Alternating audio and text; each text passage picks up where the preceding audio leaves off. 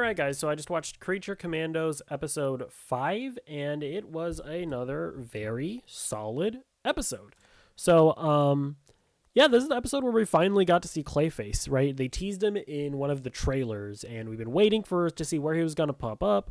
I know a lot of people were suspecting that Clayface was going to end up impersonating the princess, but it turns out that he's actually impersonating this weird professor lady from last week's episode. So, Rick Flag Sr. and Frankenstein, they start like investigating this lady, and they see that weird lecture where clearly Clayface doesn't actually know anything about Themyscira, so he just starts rambling about how they're like an island full of lesbians or whatever.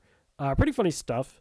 But yeah, then they go to her house and they find out that they killed her, and it was freaking Clayface. Now, I gotta say, this is already just like making me more excited for whatever Batman ends up being in the DCU, because as much as I love Nolan and as much as I'm currently loving what Matt Reeves is doing, I would be lying if I said that I wasn't wanting to see a more fantastical Batman in live action. Like, we were probably going to get that with Ben Affleck, but that never ended up going anywhere interesting. So yeah, I'm actually excited that if we actually end up getting 2 live action Batman at the same time, we'll probably be seeing him fight a bunch of fantastical stuff, because he already is going to be existing in a world where a clay monster Clayface exists.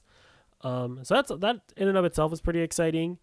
Although, Jesus, like, they start fighting Clayface, and Clayface fucking brutalizes Rick Flag Sr. In fact, they end up like teasing his death, and like, we already know that he's not dying because we know that he's going to be in Superman as well as Peacemaker. And I'm still really liking Rick Flag and Frankenstein's banter and whatnot. I think Frankenstein is still a fascinating character.